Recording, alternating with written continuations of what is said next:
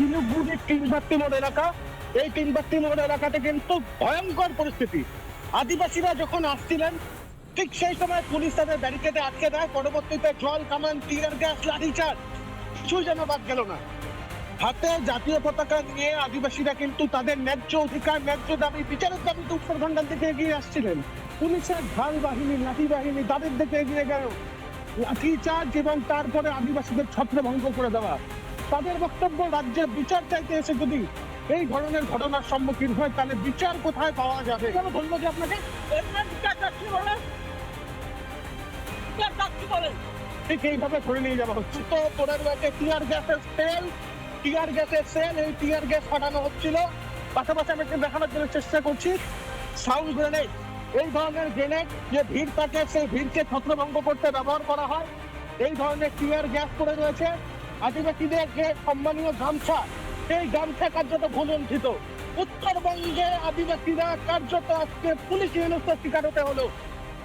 7 মাসের যে মহিলাটাকে একদম যে লাত মেরেছিল, তার বাচ্চাটাকে যে সেইটার জন্য ওরা র্যালি বার করেছিল। সেই র্যালির মধ্যে সব রকমভাবে আমাদের যাওয়া ছিল তাদের সঙ্গে সংগঠনের মধ্যে, যাতে এটা সব সাধারণ মানুষের ছিল, এটা কোনো রকমের কোনো পার্টিগত বা ছিল না। পুলিশ কিছু করতে পারছে না, সেই জন্য সাধারণ মানুষের উপরে নিজের বল প্রয়োগ। আমাদের উপর অত্যাচার চলতেছে, তাই আমরা এসেছি এখানে।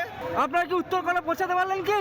পৌঁছতে পারিনি এখন পর্যন্ত। পুলিশ যে এইরকম অমানবিক অত্যাচার করছে পশ্চিমবঙ্গের বুকে, মাননীয় মুখ্যমন্ত্রী স্বরাষ্ট্র দপ্তরের মন্ত্রীর নির্দেশে, তার বিরুদ্ধে আমরা যাচ্ছিলাম একটা প্রতিবাদ জানাতে উত্তরকন্যায়। যে উদামভাবে লাঠিচার্জ, মমতা ব্যানার্জি এখানে বলে দিয়েছেন বিরোধীরা যাচ্ছে, সে আদিবাসী হোক আর যেই হোক তাকে আটকাও, এদের আটকাতে হবে না। বল প্রয়োগ করো।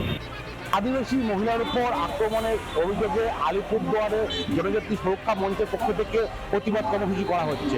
এই আলিপুরদুয়ারের ডিএমসি ক্লাব ময়দান থেকে এক প্রতিবাদ মিছিল বের হয়। প্রতিবাদ মিছিলটি আলিপুরদুয়ার শহরে বিভিন্ন এলাকা পরিক্রমা করে তারপরে আলিপুরদুয়ারে যে প্রশাসনিক ভবন ডুয়ার্স কন্যা সামনে এসে এবং সেখানে এসে তারা বিক্ষোভ দেখায় এবং এদিনকার যে প্রতিবাদ কর্মসূচিতে উপস্থিত ছিলেন আলিপুরদুয়ারের সাংসদ মহেশ বিদ্যা।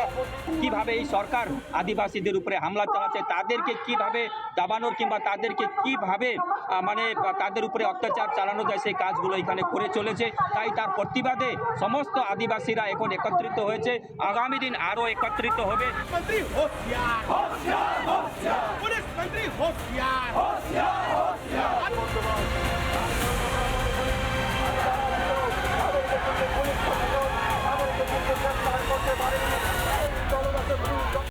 নানা ধরনের কন্টেন্ট দেখার জন্য লাইক করুন, শেয়ার করুন আমাদের ফেসবুক পেজ, সাবস্ক্রাইব করুন আমাদের ইউটিউব চ্যানেল। পাশাপাশি অন্যান্য ব্রেকিং নিউজের জন্য অবশ্যই চোখ রাখুন রিপাবলিক বাংলায়।